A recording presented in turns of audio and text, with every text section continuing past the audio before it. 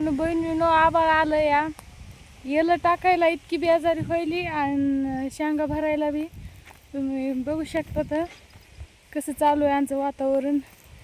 शेंगा भरायला चालू ते आणि येलं टाकायला चालूच आहे ते शालीनं टाकायला.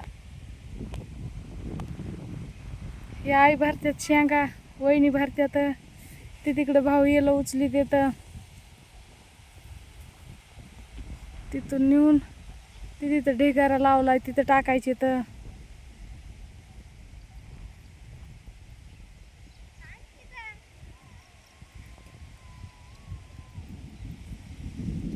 आणि वरून हा बघा आबाळ चालूच आहे या. आबाळ नुसतं गरजायला वातावरण बिघडलंय, वारं ते सुटलं या. आणि आमच्या रानू काळू गुल उठलेत हा बघा बाजावर.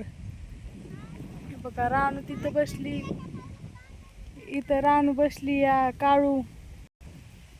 माझी पतदेव असते तर आमची इतकी बेजारी झाली नसती, पण पतदेव नाही तर त्याच्यामुळे आमची पुऱ्याची बेजारी चालू या.